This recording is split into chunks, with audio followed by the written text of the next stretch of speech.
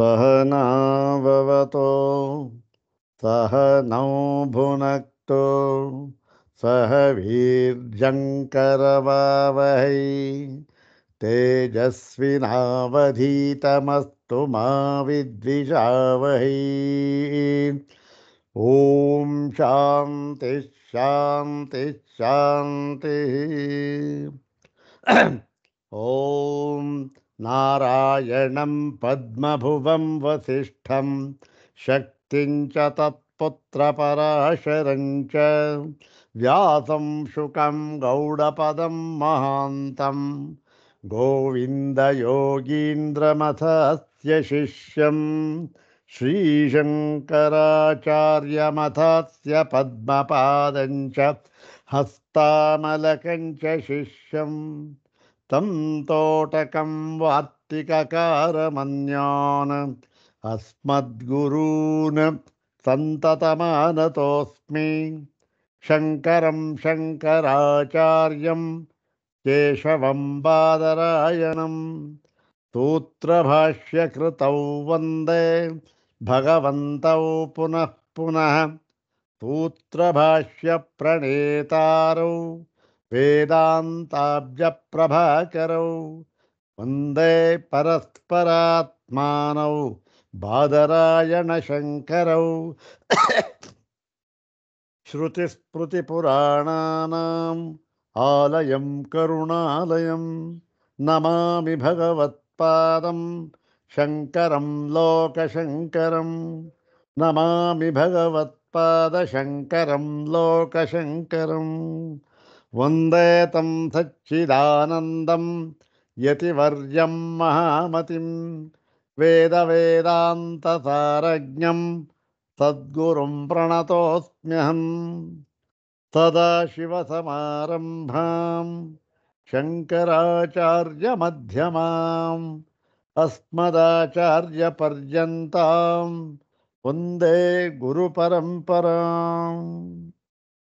ॐ नमो ब्रह्मादिभ्यो ब्रह्मविद्यासम्प्रदायकर्तृभ्यो वंशर्षिभ्यो नमो महद्भ्यो नमो गुरुभ्यः सर्वोपप्लवरहितः प्रज्ञानघनः प्रत्यगर्थो ब्रह्मैवाहमस्मि ब्रह्मैवाहमस्मि अधीहि भगवो ब्रह्म श्रीमच्छंकर भगवत पूज्यपादमहासद्गुरुभ्यो नमः।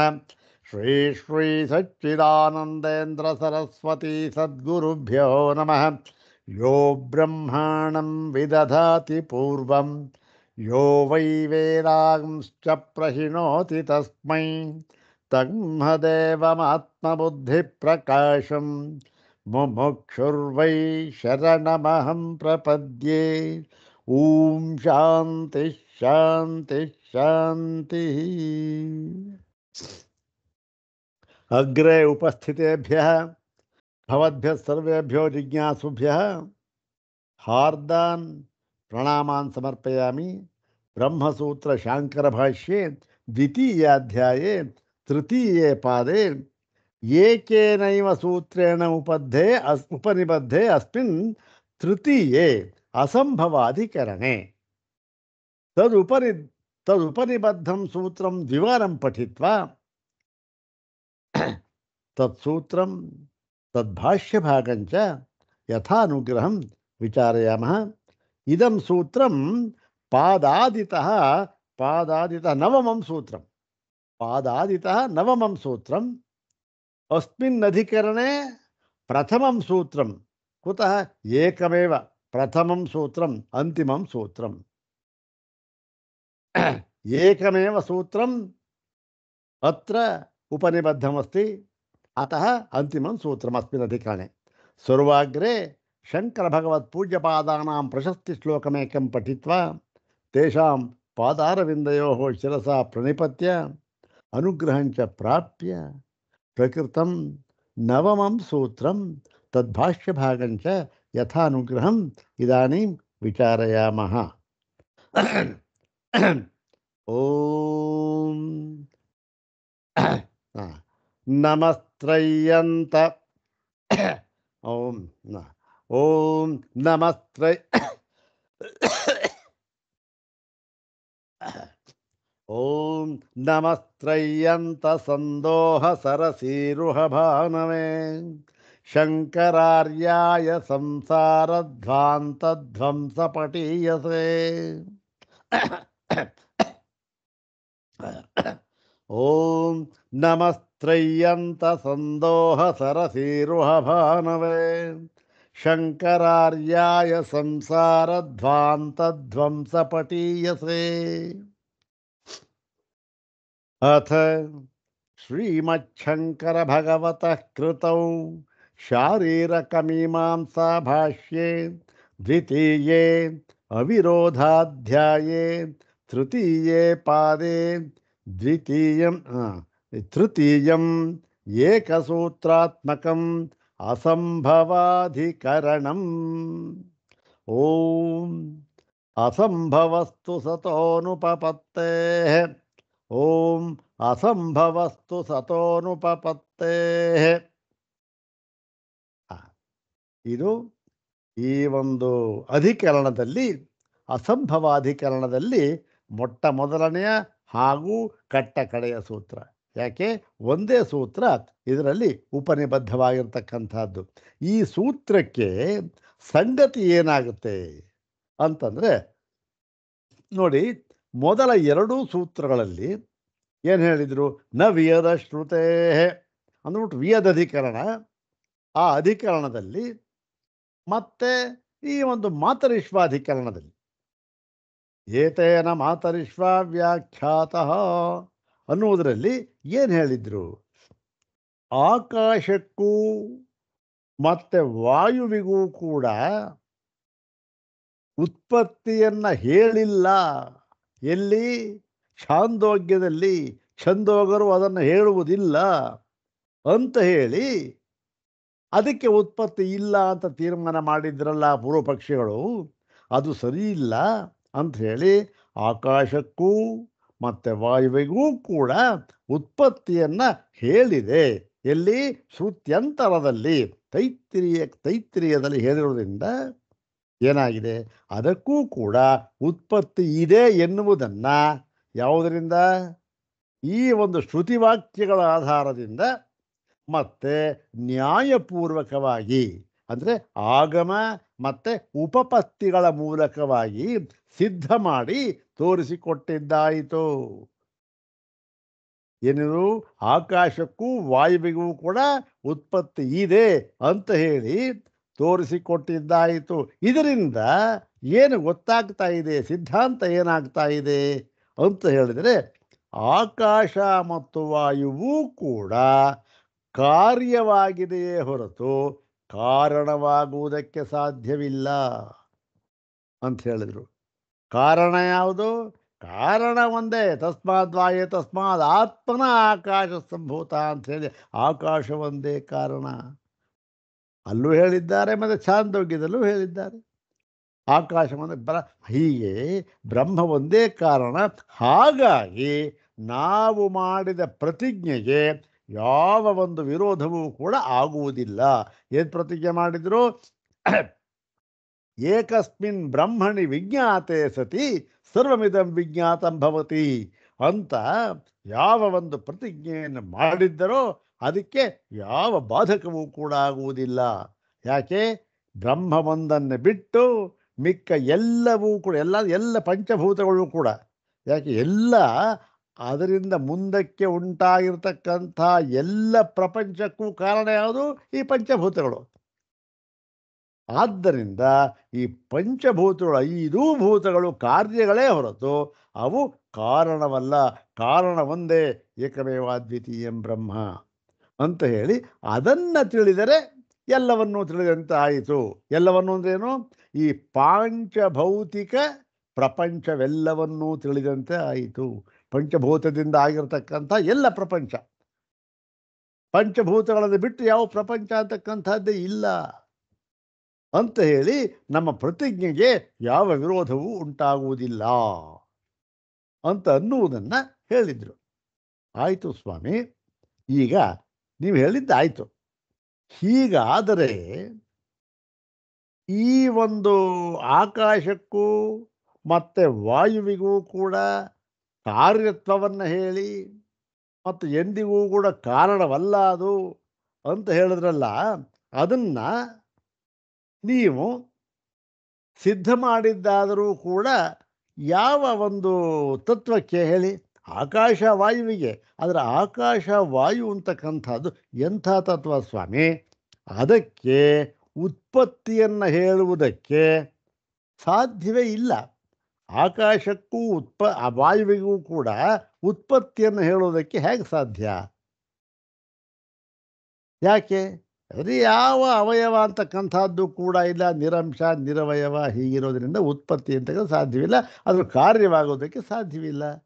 ಹೀಗೆ ಕಾರ್ಯವಾಗುವುದಕ್ಕೆ ಸಾಧ್ಯವಿಲ್ಲದ ಆಕಾಶ ಮತ್ತು ವಾಯುಗಳಿಗೂ ಕೂಡ ಕಾರ್ಯತ್ವವನ್ನು ಹೇಳಿರುವುದರಿಂದ ನಿಮ್ಮ ಬ್ರಹ್ಮ ಹೇಗಿದೆ? ಅದೂ ಕೂಡ ಏನು ಉತ್ಪತ್ತಿಗೆ ಉತ್ಪತ್ತಿಯನ್ನು ಹೇಳುವುದಕ್ಕೆ ಸಾಧ್ಯವಿಲ್ಲ ಬ್ರಹ್ಮಕ್ಕೂ ಕೂಡ.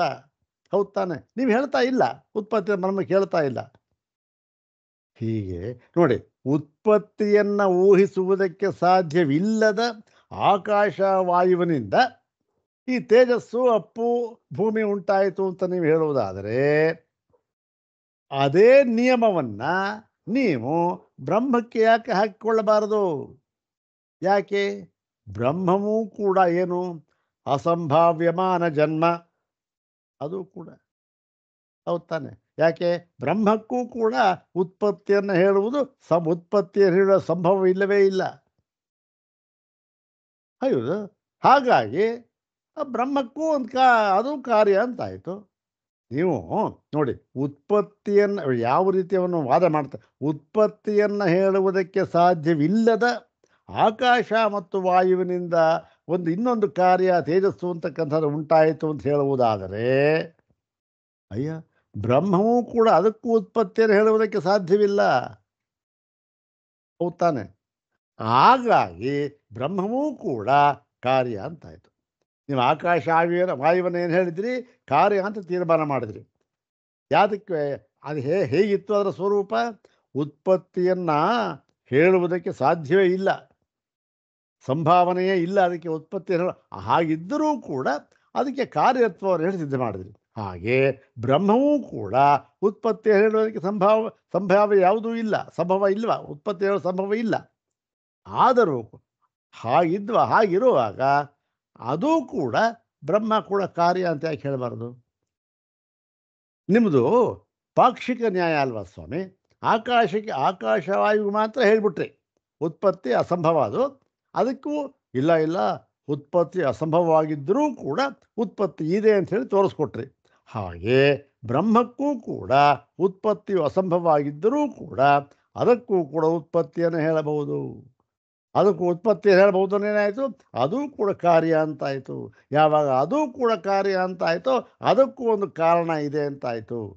ಹಾಗಾಗಿ ಒಂದನ್ನು ತಿಳಿದರೆ ಎಲ್ಲವನ್ನೂ ತಿಳಿದಂತಾಗುತ್ತದೆ ಎಂದು ನೀವು ಪ್ರತಿಜ್ಞೆ ಮಾಡಿದ್ರಲ್ಲ, ಅದು ಬ್ರಹ್ಮ ಒಂದನ್ನು ತಿಳಿದರೆ ಎಲ್ಲವನ್ನೂ ತಿಳಿದಂತಾಯಿತು ಎನ್ನುವುದು ಹೊಂದುವುದಿಲ್ಲ. ಹೇಗೆ ಹೊಂದುವುದಿಲ್ಲ? ಆಕಾಶ ಮತ್ತು ವಾಯುಗಳನ್ನು ತಿಳಿದರೆ ಎಲ್ಲವನ್ನೂ ತಿಳಿದಂತಾಗುತ್ತಾ? ಆಗೋಲ್ಲ. ಯಾಕೆ? ಆಕಾಶ ಕಾರ್ಯ ಅದು. ಹಾಗಾಗಿ ಬ್ರಹ್ಮವೂ ಕಾರ್ಯ ಅಂತ ನಾವು ಹೇಳಬಹುದಾಗಿರುವುದರಿಂದ ಅದನ್ನು ತಿಳಿದರೂ ಕೂಡ ಎಲ್ಲವನ್ನೂ ತಿಳಿದಂತೆ ಆಗುವುದಿಲ್ಲ, ನಿಮ್ಮ ಪ್ರತಿಜ್ಞೆ ಹೊಂದೋದಿಲ್ಲ ಸ್ವಾಮಿ, ನಿಮ್ಮ ಸಿದ್ಧಾಂತವೇ ಸರಿ ಇಲ್ಲ ಅಂದ್ಬಿಟ್ಟ. ಇದು ಗೊತ್ತಾಯ್ತಲ್ಲ? ಇದಕ್ಕೆ ಕಾರಣ ಈ ಒಂದು ಯಾವುದು ಅಧಿಕರಣ ಬಂದಿರತಕ್ಕಂಥದ್ದಕ್ಕೆ ಕಾರಣ ಇದು ಮುಖ್ಯವಾದ ಕಾರಣ. ಸ್ವಾಮಿ, ನೀವು ಏನು ಒಂದು ಕಣ್ಣಿಗೆ ಸುಣ್ಣ ಒಂದು ಕಣ್ಣಿಗೆ ಬೆಣ್ಣೆ ಹಾಕ್ತಾ ಇದ್ದೀರಾ? ಯಾಕೆ? ಆಕಾಶ ವಾಯು ಪಾಪ ಬಡಪಾಯಿಗಳು, ಅವಕ್ಕೆ ಉತ್ಪತ್ತಿಯನ್ನು ಹೇಳೋದಕ್ಕೆ ಸಾಧ್ಯವಿಲ್ಲ. ಹಾಗಿದ್ದರೂ ಕೂಡ ನೀವು ಆಗಮ ಮತ್ತು ಉಪಪತ್ತಿಗಳಿಂದ ಅದಕ್ಕೂ ಕೂಡ ಉತ್ಪತ್ತಿಯನ್ನು ಹೇಳಿ ಅವು ಕಾರ್ಯ ಅಂತ ಹೇಳಿದ್ರಿ. ಹೌದು ತಾನೆ? ಏನೋ ಉತ್ಪತ್ತಿ ಹೇಳೋದಕ್ಕೆ ಸಾಧ್ಯವಿಲ್ಲದಿದ್ದರೂ ಕೂಡ ನೀವು ಅದನ್ನು ಉತ್ಪತ್ತಿ ಹೇಳಿ ಕಾರ್ಯ ಅಂತ ಹೇಳಿದ್ರಿ. ಹಾಗೆ ಬ್ರಹ್ಮಕ್ಕೂ ಯಾಕೆ ಸ್ವಾಮಿ ಹೇಳಬಾರ್ದು? ಅದಕ್ಕೂ ಕೂಡ ಉತ್ಪತ್ತಿ ಒಂದು ಸಂಭವ ಇಲ್ಲ ಅದಕ್ಕೆ. ಅದನ್ನು ಕೂಡ ನೀವು ಕಾರ್ಯ ಅಂತ ಯಾಕೆ ಹೇಳಬಾರ್ದು? ಆಕಾಶ ವಾಯು ಹೇಳಿದಾಗೆ ಕಾರ್ಯ ಅಂತ ಹೇಳಿದ್ರೆ ಅದಕ್ಕೊಂದು ಕಾರಣ ಇರಬೇಕಲ್ಲ. ಕಾರಣ ಇರಬೇಕು ಅಂತ ಆದಾಗ ಕಾರ್ಯವನ್ನು ತಿಳಿದರೆ ಎಲ್ಲವನ್ನು ತಿಳಿದಂತೆ ಆಗುತ್ತದೆ ಎನ್ನುವುದು ಹೊಂದೋದಿಲ್ವಲ್ಲ. ಹಾಗಾಗಿ ಬ್ರಹ್ಮವನ್ನು ತಿಳಿದರೆ ಎಲ್ಲವನ್ನು ತಿಳಿದಂತೆ ಆಗುತ್ತದೆ ಎಂಬತಕ್ಕಂಥ ನಿಮ್ಮ ಪ್ರತಿಜ್ಞೆ ಸರಿಯಲ್ಲ ಅಂತ ಹೇಳಿಬಿಟ್ಟ ವಾದ. ಇದು ವಾದ ಸರಿಯಾಗಿದೆ. ಯಾಕೆಂದರೆ ಒಂದು ಎಲ್ಲರಿಗೂ ಒಂದೇ ನ್ಯಾಯ ಇರಬೇಕಲ್ವಾ. ಒಬ್ರಿಗೊಂದು ನ್ಯಾಯ ಒಬ್ರಿಗೊಂದು ನ್ಯಾಯ ಹೇಗಿದೆ? ಆಕಾಶ ವಾಯುವಿಗೆ ಒಂದು ನ್ಯಾಯವಂತೆ, ಬ್ರಹ್ಮಕ್ಕೆ ಒಂದು ನ್ಯಾಯ ಅಂತೆ. ಅದ್ಯಾಕೆ ಸ್ವಾಮಿ ಆಗುತ್ತೆ ಅಂತ ಆಶಂಕೆ ಉಂಟಾಗಲಾಗಿ ಅದನ್ನು ಪರಿಹಾರ ಮಾಡುವುದಕ್ಕೋಸ್ಕರ ಭಗವಾನ್ ಬಾದರಾಯಣರು ಈ ಸೂತ್ರವನ್ನು ಹೇಳಿದ್ದಾರೆ. ಏನಂತ? ಈ ಅಸಂಭವಾಧಿಕರಣದಲ್ಲಿ ಇರತಕ್ಕಂಥ ಏಕಮಾತ್ರ ಸೂತ್ರ. ನೋಡೋಣ ಅದನ್ನು ಮತ್ತೊಂದು ಬಾರಿ. ಆ ಶಂಕರ ಭಗವತ್ಪಾದ ಸ್ತೋತ್ರವನ್ನು ಮಾಡಿಕೊಂಡು ಅನುಗ್ರಹವನ್ನು ಪಡೆದು ಶುರು ಮಾಡೋಣ. ಓಂ. ಯಾಕೆ ಅಂತಂದರೆ ಇದು 2-3 ಬಾರಿ ಹೇಳ್ತಕ್ಕಂಥದ್ದು ಏನೋ ಬಾಯಿಗೆ ಬರಲಿ ಅಂತ ಉದ್ದೇಶ ಅಷ್ಟೇ, ಇನ್ನೇನಿಲ್ಲ. ಚೆನ್ನಾಗಿವೆ ಶ್ಲೋಕಗಳೆಲ್ಲ.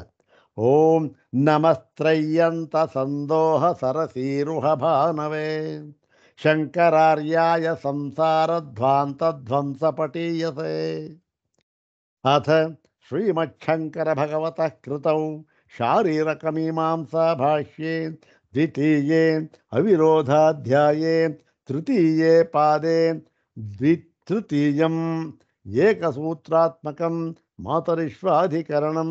ಓಂ ಅಸಂಭವತ್ತು ಸತೋನುಪಪತ್ತೇ. ಓಂ ಅಸಂಭವತ್ತು ಸತೋನುಪಪತ್ತೇ ಸೂತ್ರ ಆಯಿತು. ಈಗ ಇದಕ್ಕೆ ಈ ಹಿಂದಿನಂತೆ ಪದವಿಭಾಗ ಅನ್ವಯ ಕ್ರಮವನ್ನು ನೋಡೋಣ. ತು ಪದವಿಭಾಗ ಮಾಡೋಣ ಮುಂದೆ. ಅಸಂಭವ ತು ಸತಃ ಅನುಪಪತ್ತೇ. ಅಸಂಭವಸ್ತು ಸತೋನುಪಪತ್ತೇ ಸತಃ ಅನುಪಪತ್ತೇ ಇತಿ ಚತುಷ್ಪದಾತ್ಮಕಮಿದಂ ಸೂತ್ರಂ. ಇದಕ್ಕೆ ಅನ್ವಯ ಹೇಗಾಗುತ್ತೆ? ತು ಅಂದರೆ ಆದರೆ ಅಂತನ್ಬೇಕಾರೇನು? ಇದು ಪೂರ್ವ ಪಕ್ಷವನ್ನು ತೆಗೆದುಹಾಕುವುದಕ್ಕಾಗಿ ಬಂದಿರತಕ್ಕಂಥದ್ದು. ಪೂರ್ವ ಪಕ್ಷ ಏನು? ಇಲ್ಲಿವರೆಗೂ ನಾನು ಹೇಳಿದ್ನಲ್ಲ ಅದೇ ಪೂರ್ವ ಪಕ್ಷ. ಆಕಾಶ ಮತ್ತು ವಾಯುವಿಗೆ ಒಂದು ನ್ಯಾಯ ಹೇಳಿದ್ರಿ, ಮತ್ತು ಬ್ರಹ್ಮಕ್ಕೆ ಒಂದು ನ್ಯಾಯ ಹೇಳ್ತಾ ಇದ್ದೀರಾ ನೀವು. ಅದು ಹೇಗೆ ಸ್ವಾಮಿ ಅಂದ್ರಲ್ಲ, ಬ್ರಹ್ಮವು ಕಾರ್ಯ ಅಂತಾಗಲಿ, ಅದಕ್ಕೂ ಒಂದು ಕಾರಣ ಅಂತ ಹೇಳಿ ಬ್ರಹ್ಮ ಒಂದನ್ನು ತಿಳಿದರೆ ಎಲ್ಲವನ್ನೂ ತಿಳಿದಂತೆ ಆಗುತ್ತೆ ಅಂತ ಪ್ರತಿಜ್ಞೆ ಮಾಡಿದ್ದರಲ್ಲ, ಅದು ಸರಿಯಲ್ಲ. ಯಾಕೆ? ಬ್ರಹ್ಮವೂ ಕೂಡ ಕಾರ್ಯ. ಯಾಕೆ? ನೀವೇ ಹೇಳಿದ್ರಿ ಆಕಾಶ ವಾಯು ಕಾರ್ಯ ಅಂತ. ಉತ್ಪತ್ತಿ ಅಸಂಭವಾದಕ್ಕೆ ಆದರೂ ಕೂಡ ಕಾರ್ಯ ಅಂತ ಹೇಳಿದ್ರಿ. ಇದೂ ಕೂಡ ಉತ್ಪತ್ತಿಗೆ ಅಸಂಭವ, ಇದೂ ಕೂಡ ಕಾರ್ಯ. ಹಾಗಾಗಿ ಇದನ್ನು ತಿಳಿದರೆ ಎಲ್ಲವನ್ನೂ ತಿಳಿದಂತೆ ಆಗುವುದಿಲ್ಲ, ನಿಮ್ಮ ಪ್ರತಿಜ್ಞೆ ಸರಿ ಇಲ್ಲ ಅಂತ ಹೇಳಿದ್ನಲ್ಲ. ಅದಕ್ಕೆ ಉತ್ತರವನ್ನು ಹೇಳ್ತಾ ಇದ್ದಾರೆ.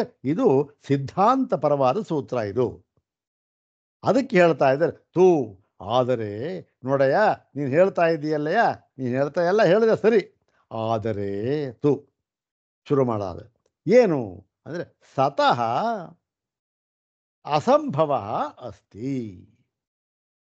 ಸತ್ತಿಗೆ ಅಸಂಭವ, ಇದು ಅಸಂಭವ ಆಗಿದೆ. ಯಾವುದು ಅಸಂಭವ ಆಗಿದೆ ಅಂದರೆ ಉತ್ಪತ್ತಿ. ಯಾಕೆ? ಇದು ಉತ್ಪತ್ತಿ ಪ್ರಕರಣ. ಹಿಂದೆ ಆಕಾಶ ಮತ್ತು ವಾಯುವು ಕೂಡ ಉತ್ಪತ್ತಿಯನ್ನು ಹೇಳಿದರು. ಹಾಗೆ ಇಲ್ಲಿಯೂ ಕೂಡ ಬ್ರಹ್ಮಕ್ಕೆ ಉತ್ಪತ್ತಿ ಎನ್ನುವ ಪದವನ್ನು ಇಟ್ಕೊಂಡು ಉತ್ಪತ್ತಿಯು ಅಸಂಭವ ಅಂದರೆ ಉತ್ಪತ್ತಿ ಸೇರಿಸ್ಕೋಬೇಕು. ಅಲ್ಲಿ ಏನಾಗುತ್ತೆ?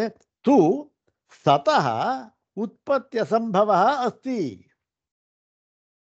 ಕುತಃ ಯಾದ ಕಾರಣ ಏನು ಅಂದರೆ ಅನುಪಪತ್ತೇ, ಹೊಂದೋದಿಲ್ವಯ್ಯ ಅಂಥೇಳಿ. ಇಲ್ಲಿ ನೋಡಿ, ಇಲ್ಲಿ ಯಾವ ನ್ಯಾಯ ತರ್ತಾ ಇದ್ದಾರೆ? ಇಲ್ಲಿ ಆಗಮಕ್ಕಿಂತಲೂ ಕೂಡ ಅನುಪಪತ್ತೇ, ಹೊಂದೋದಿಲ್ಲ ಅಂದರೆ ಮುಖ್ಯವಾಗಿ ಯಾವುದಕ್ಕೆ ಹೊಂದೋದಿಲ್ಲ? ಅದು ನಾವು ಲೋಕದಲ್ಲಿ ನಾವು ಏನನ್ನು ಕಾಣ್ತಾ ಇದ್ದೀವಿ ನನ್ನ ಅನುಭವಕ್ಕೆ ಹೊಂದೋದಿಲ್ಲ ಒಂದು. ಇನ್ನೊಂದು, ಮುಂದಕ್ಕೆ ಬೇಕಾದ್ರೆ ಹೇಳ್ಬೋದು, ಶ್ರುತಿವಾಕ್ಯಗಳಿಗೂ ಕೂಡ ಹೊಂದುವುದಿಲ್ಲ, ಅದನ್ನು ಸೇರಿಸ್ಕೊಳ್ಬೋದು. ಹಾಗಾಗಿ ಇಲ್ಲಿಯೂ ಕೂಡ ಆಗಮ ಮತ್ತು ಉಪಪತ್ತಿ ಎರಡಕ್ಕೂ ಕೂಡ ಇದು ಹೊಂದುವುದಿಲ್ಲ. ಯಾವುದಕ್ಕೆ? ಬ್ರಹ್ಮಕ್ಕೆ ಉತ್ಪತ್ತಿಯನ್ನು ಹೇಳಬೇಕು ಅಂತ ನೀನು ಹೇಳಿದೆಯಲ್ಲಯ್ಯ, ಅದು ಹೊಂದೋದಿಲ್ಲ.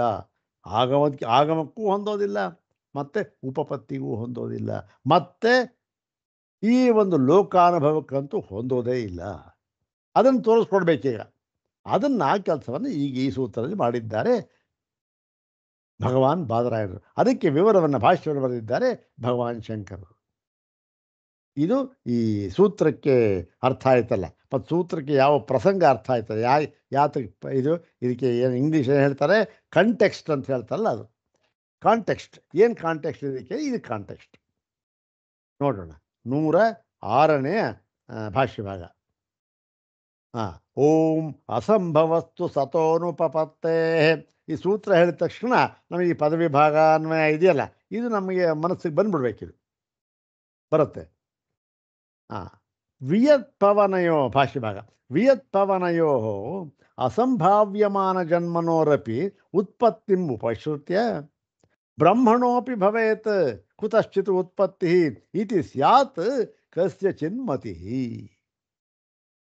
ಒಳ್ಳೆ ಸುಲಭವಾಗಿರ್ತಕ್ಕಂಥ, ಏನು ಗಂಭೀರವಾಗಿರ್ತಕ್ಕಂಥ ಭಾಷ್ಯ. ಆ ಪದಗಳು ಸಂಸ್ಕೃತ ಆಗಿದೆ ನೋಡಿ. ವಿಯತ್ಪವನಯೋ ಅಸಂಭಾವ್ಯಮಾನ ಜನ್ಮನೋ, ಎರಡೂ ಕೂಡ ಷಷ್ಠಿ ವಿಭಕ್ತಿ ದ್ವಿವಚನ ರೂಪ. ಅಸಂಭಾವ್ಯಮಾನ ಜನ್ಮನಃ, ಕ್ಷಮಿಸಬೇಕು, ಜನ್ಮನೋಹೋ.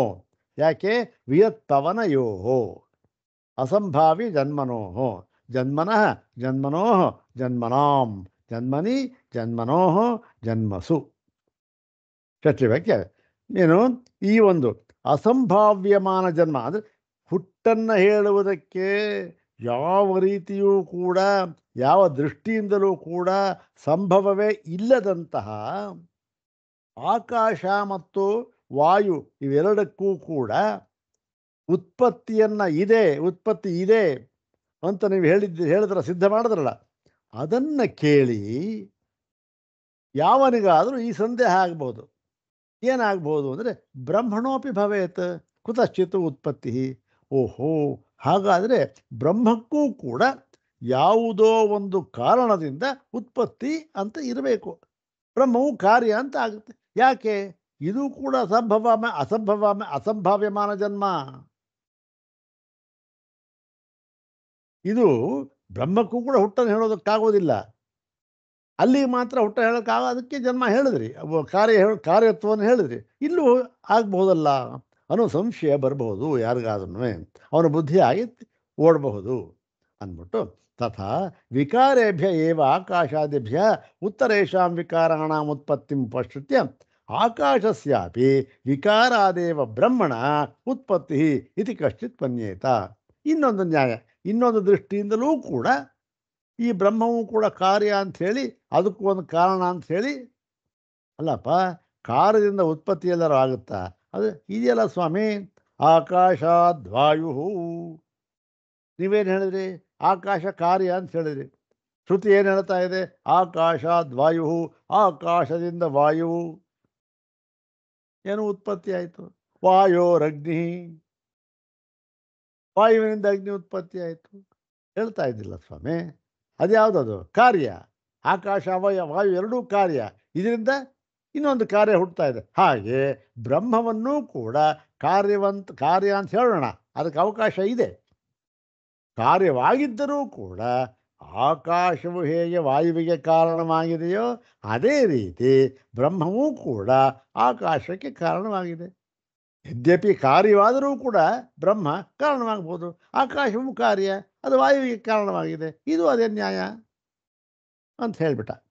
ಇದು ಕೂಡ ಉತ್ತರೇಶಾಮಿಕ, ಇದು ಆಕಾಶವೂ ಕೂಡ ವಿಕಾರ ಕಾರ್ಯ ಅಂತ ಹೇಳಿದೆ.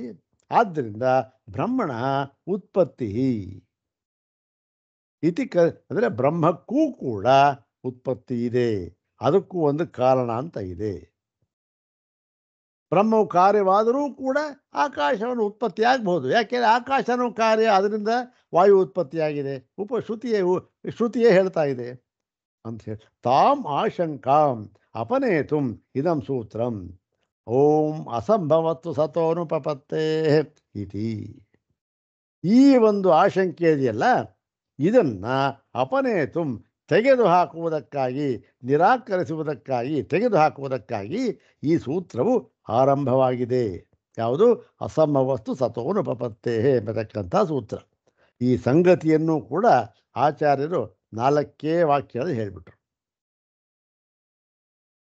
ಇತಿ ನ ಖಲು ಬ್ರಹ್ಮಣಃ ಸದಾತ್ಮಕಸ್ಯ ಕುತಶ್ಚಿತ್ ಅನ್ಯತಃ ಸಂಭವ ಉತ್ಪತ್ತಿ ಆಶಂಕಿತವ್ಯ. ಇಲ್ಲಿ ತಮ್ಮ ವಾದ ಶುರು ಮಾಡ್ತಾ ಇದ್ದಾರೆ ಆಚಾರ್ಯ. ನೋಡಪ್ಪ, ಈ ಬ್ರಹ್ಮಕ್ಕೆ ಅದು ಅಸಂಭಾವ್ಯಮಾನ ಜನ್ಮ ಸರಿ, ಅದಕ್ಕೂ ಕೂಡ ಹುಟ್ಟನ್ನು ಹೇಳೋದಕ್ಕಾಗೋದಿಲ್ಲ, ಸರಿಯಾಗಿದೆ. ಆದರೂ ಕೂಡ ನೀನು ಇದನ್ನು ಕಾರ್ಯ ಅಂತ ಹೇಳುವುದಕ್ಕೆ ಆಗುವುದಿಲ್ಲ. ಕಾರ್ಯ ಅನ್ಬೇಕಾದ್ರೆ ಏನಯ್ಯ ಆಗಬೇಕು?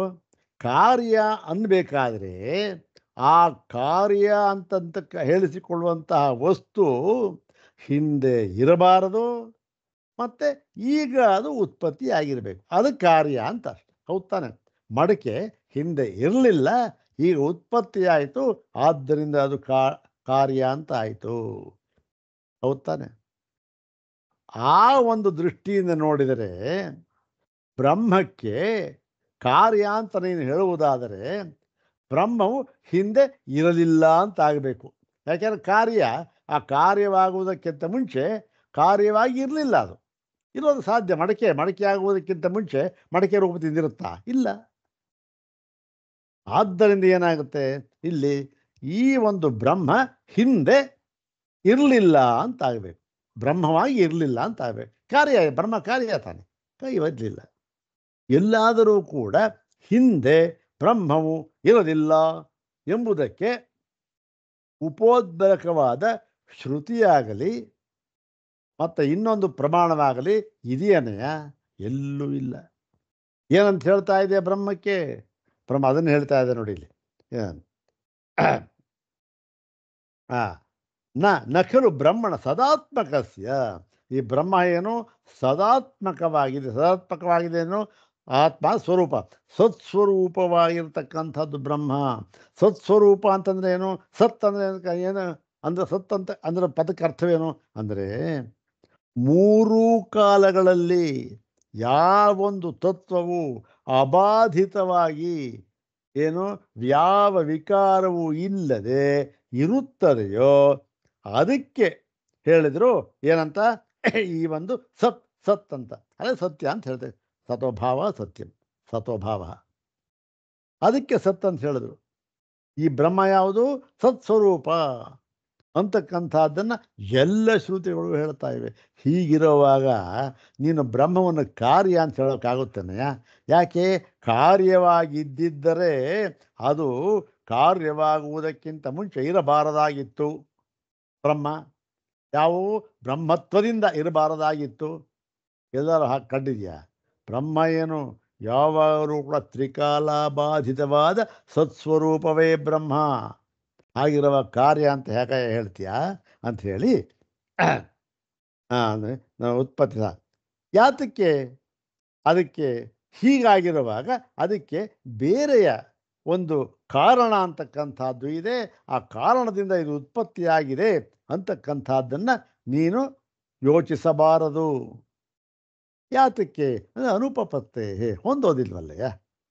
ಯಾಕೆಂದರೆ ಯಾವಾಗ ಹಿಂದೆ ಇದ್ದೋ ವಸ್ತು ಅದೇ ಈಗಲೂ ಇದೆ, ಅದನ್ನು ಕಾರ್ಯ ಅಂತ ಹೇಳ್ತಾರ. ಕಾರ್ಯ ಅಂತ ಹೇಳ್ಬೇಕಾದ್ರೆ ಹಿಂದೆ ಇರಬಾರ್ದದು. ಹೌದು ತಾನೆ? ಹಾಗಿರೋದ್ರಿಂದ ಇದು ಹೊಂದೋದಿಲ್ಲ, ನ್ಯಾಯಕ್ಕೆ ಹೊಂದೋದಿಲ್ಲ, ಲೋಕಾರೂಢಿಗೂ ಹೊಂದೋದಿಲ್ಲ. ಅನುಪಪತ್ತೆ. ಯಾಕೆ? ಸನ್ಮಾತ್ರಂ ಬ್ರಹ್ಮ. ಈ ಬ್ರಹ್ಮವು ಏನಾಗಿದೆ? ಸನ್ಮಾತ್ರ ಅಂದರೆ ಕೇವಲ ಸತ್ಸ್ವರೂಪ ಆಗಿದೆ ಅಷ್ಟೆ. ಏನು? ಇರವಿನ ಸ್ವರೂಪ ಅಷ್ಟೆ. ಇರವು ಅಂತಂದ್ರೆ ಯಾವಾಗ? ಯಾವಾಗಲೂ ಕೂಡ ಅಂದರೆ ಏನು? 3 ಕಾಲಗಳಲ್ಲಿ, 3 ಅವಸ್ಥೆಗಳಲ್ಲಿ, ಮತ್ತೆ ಎಲ್ಲ ದೇಶಗಳಲ್ಲಿ. ಕಾಲ, ದೇಶ, ಅವಸ್ಥೆ ಈ 3ರಲ್ಲೂ ಕೂಡ ಏಕ ಪ್ರಕಾರವಾಗಿ ಯಾವ ಒಂದು ವಿಕಾರವೂ ಇಲ್ಲದೆ ಅಬಾಧಿತವಾಗಿ ಇರತಕ್ಕಂಥ ತತ್ವವೇ ಬ್ರಹ್ಮ, ಅದೇ ಆತ್ಮ. ಅದನ್ನ ಎಲ್ಲಾದರೂ ಕೂಡ ವಿಕಾರ ಅಂತ ಹೇಳೋಕ್ಕಾಗುತ್ತೇನೆಯಾ? ಕಾರ್ಯ ಅಂತ ಹೇಳೋಕ್ಕಾಗುತ್ತೇನೆಯಾ? ಯಾವುದಕ್ಕೂ ಹೊಂದೋದಿಲ್ಲ ಅದು. ಹೀಗಾಗಿ ಸನ್ಮಾತ್ರ ನ ತಸ್ಯ ಸನ್ಮಾತ್ರಾದೇವ ಉತ್ಪತ್ತಿ ಸಂಭವತಿ. ಇದು ಹೀಗೆ ಕೇವಲ ಸತ್ಸ್ವರೂಪವಾಗಿರುವುದರಿಂದ ಅದಕ್ಕೆ ಉತ್ಪತ್ತಿ ಎಂಬತಕ್ಕಂಥದ್ದು ಸಂಭವಿಸುವುದಕ್ಕೆ ಸಾಧ್ಯವೇ ಇಲ್ಲ. ಯಾಕೆ? ಸನ್ಮಾತ್ರ ಇದೆ, ಇರೋದಕ್ಕೆ ಅಂಥದ್ದೇ ಉತ್ಪತ್ತಿ. ಹೌದು ತಾನೆ? ಒಬ್ಬ ಬ್ರಹ್ಮಚಾರಿ ಇದ್ದ, ಅವನು ವಿವಾಹವಾದ. ಅವನು ವಿವಾಹವಾದ ಮೇಲೂ ಅವನಿದ್ದ. ಯಾರು ಇರಲಿಲ್ಲ, ಅವನಿಗೆ ಮಕ್ಕಳು ಮಗ ಅಂತಕ್ಕಂಥದ್ದು ಇರಲಿಲ್ಲ. ಆಮೇಲೆ ಮಗ ಅವನು ಹುಟ್ಟಿದ. ಆಗ ಏನಾಯಿತು? ಮಗ ಕಾರ್ಯ ಅಂತಾಯ್ತು. ಹೇಗೆ? ಮಗ ಹಿಂದೆ ಇರಲಿಲ್ಲ. ನೀನು ಅಪ್ಪನಿಗೆ ಕಾರ್ಯ ಅಂದ್ಬಿಟ್ರೆ ಅಪ್ಪ ಆಗಲೂ ಇದ್ನಲ್ಲಪ್ಪ. ಇದ್ದ ಒಂದು ತತ್ವ ಕಾರ್ಯ ಅಂತ ಹೇಳೋಕ್ಕಾಗುತ್ತಾ? ಆಗೋದಿಲ್ಲ. ಹಾಗೆ ಮತ್ತು ಅಸತ್ಯತಿಶಯೇ ಪ್ರಕೃತಿ ವಿಕಾರ ಭಾವ ಅನುಪಪತ್ತೇ. ಇನ್ನೊಂದು ನ್ಯಾಯ ನೋಡಪ್ಪ.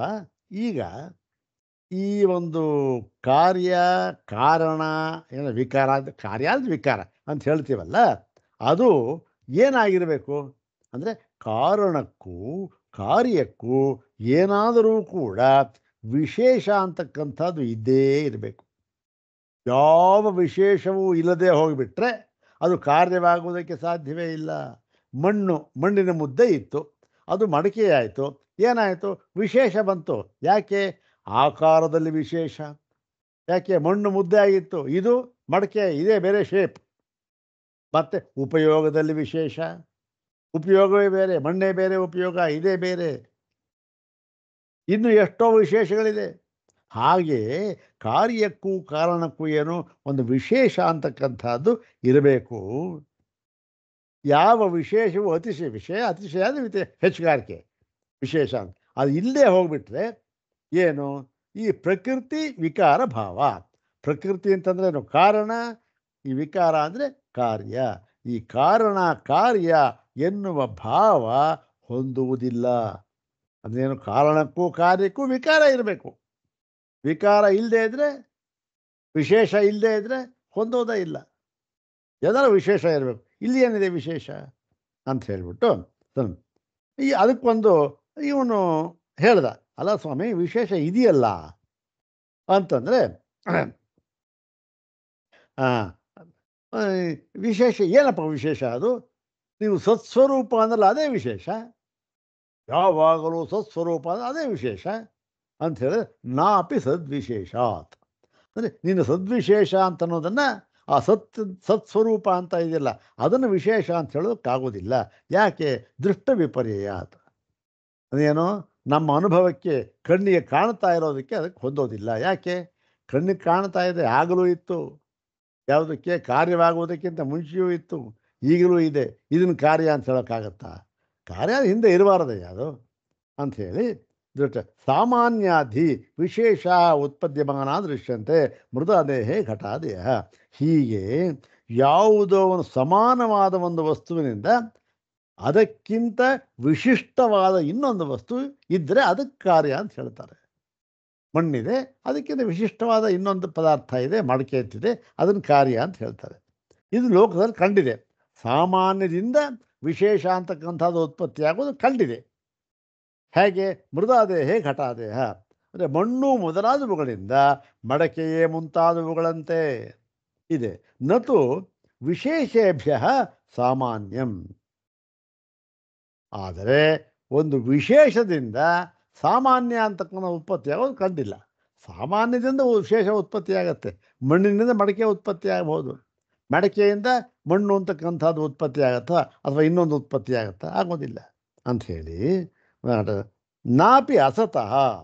ಇನ್ನು ಈ ಒಂದು ಸತ್ಸ್ವರೂಪ ಅದರಿಂದ ಸಾಧ್ಯವಿಲ್ಲ ಅಂತ ಇನ್ನು ಅಸತ್ಸ್ವರೂಪಕ್ಕಂತೂ ಹೇಳೋದೇ ಬೇಕಿಲ್ಲ. ಯಾಕೆ? ಅದಕ್ಕೆ ನಿರಾತ್ಮಕತ್ವ.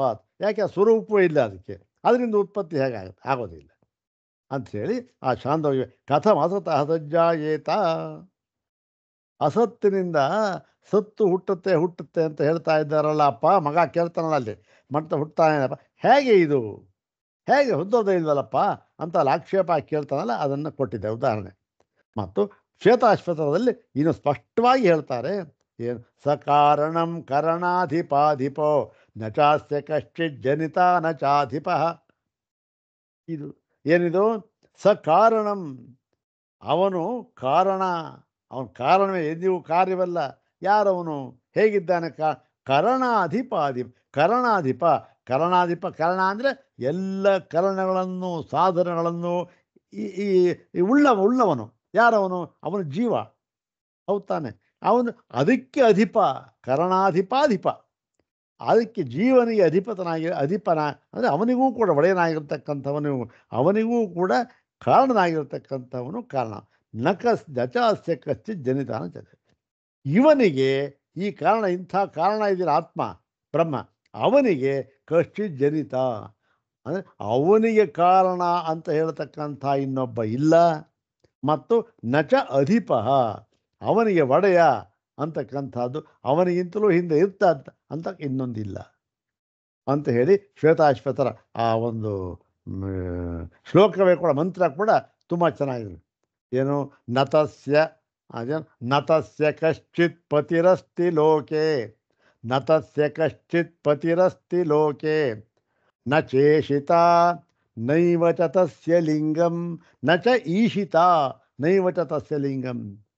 ಅವನಿಗೆ ಯಾವುದರಿಂದಲೂ ಕೂಡ ಉತ್ಪತ್ತಿ ಇರ್ತಕ್ಕಂಥದ್ದು ಇಲ್ಲ, ಮತ್ತು ಅವನನ್ನು ಆಳತಕ್ಕಂಥವನು ಅಂತ ಇನ್ನೊಬ್ಬ ಇಲ್ಲ, ಮತ್ತು ಅವನಿಗೆ ಯಾವ ಒಂದು ಲಿಂಗ ಗುರುತು ಅಂತಕ್ಕಂಥದ್ದು ಇಲ್ಲ ಅಂತ ಹೇಳಿ ಶ್ವೇತಾಶ್ವತರದಲ್ಲಿ ಹೇಳ್ತಾ ಇದೆ. ಇತ್ತೀಚ ಬ್ರಹ್ಮಣೋ ಜನಯಿತಾರಂ ವಾರಯತಿ. ಹೀಗೆ ಬ್ರಹ್ಮಕ್ಕೆ ಕಾರಣವಾದ ಜನಯಿತ ಅಂದರೆ ಹುಟ್ಟಿಸುವವನು, ಕಾರಣನಾಗಿರ್ತಕ್ಕಂಥವನು, ಬ್ರಹ್ಮಕ್ಕೆ ಕಾರಣನಾಗಿರ್ತಕ್ಕಂಥವನು ಇನ್ನೊಬ್ಬನನ್ನು ವಾರಯತಿ, ನಿವಾರಣೆ ಮಾಡ್ತಾರೆ, ನಿರಾಕರಿಸುತ್ತದೆ, ಯಾರೂ ಇಲ್ಲ. ವಿಯತ್ಪವನಯೋ ಪುನರುತ್ಪತ್ತಿ ಪ್ರದರ್ಶಿತ ನತು ಬ್ರಹ್ಮಣ ಸಾ ಅಸ್ತಿ ಇತಿ ವೈಷಮ್ಯಂ.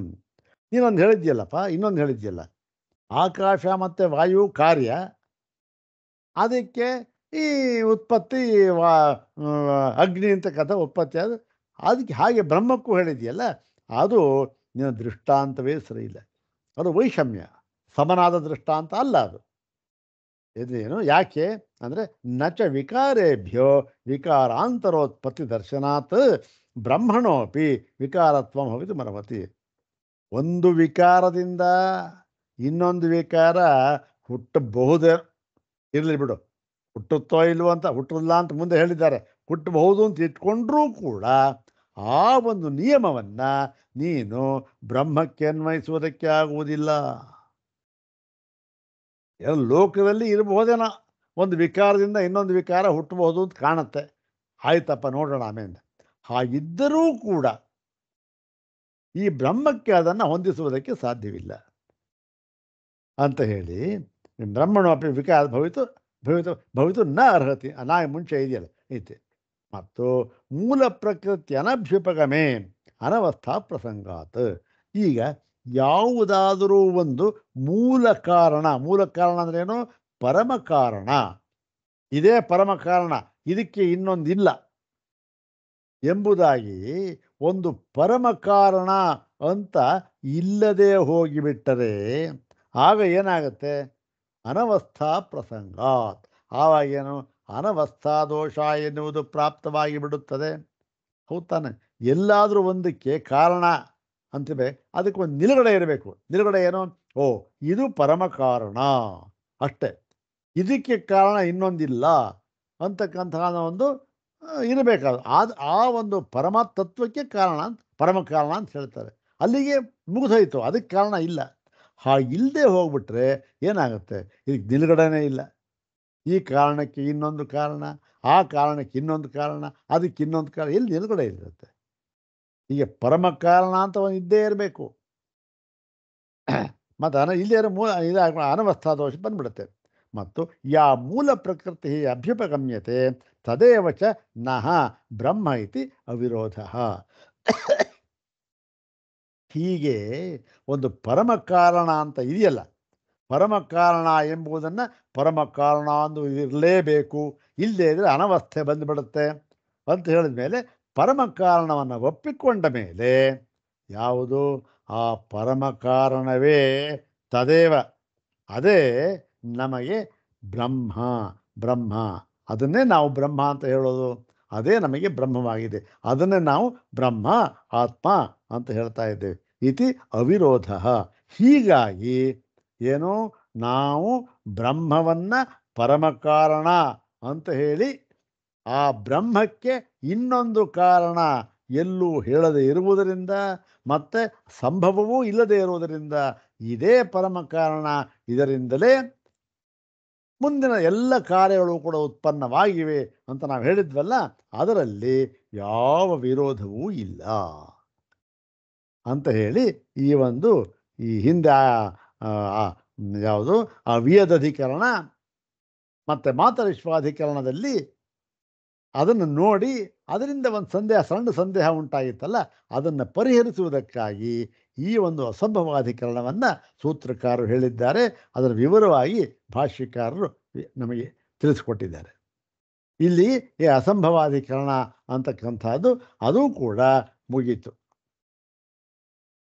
ಮತ್ತು ಇನ್ನು ಈ ಅದರ ಮುಂದೆ ಒಂದು ತೇಜೋಧಿಕರಣ, ಯಾವುದು ಆಕಾಶಾದ್ ವಾಯು, ವಾಯುರಗ್ನಿ, ಅಗ್ನಿರಾಪ, ಅಧ್ಯ ಪೃಥ್ವಿ ಅಂತ ಹೇಳಿದಾರಲ್ಲ, ಅದು ಮುಂದಿನದು. ಆ ಮುಂದಿನ ಭಾಗವನ್ನು ಮುಂದೆ ಹೇಳ್ತಾರೆ, ಅದನ್ನು ಮುಂದಿನ ಭಾಗದಲ್ಲಿ ನೋಡೋಣ. ಓಂ ಶಾಂತಿ ಶಾಂತಿ ಶಾಂತಿ. ಓಂ ತತ್ಸತ್.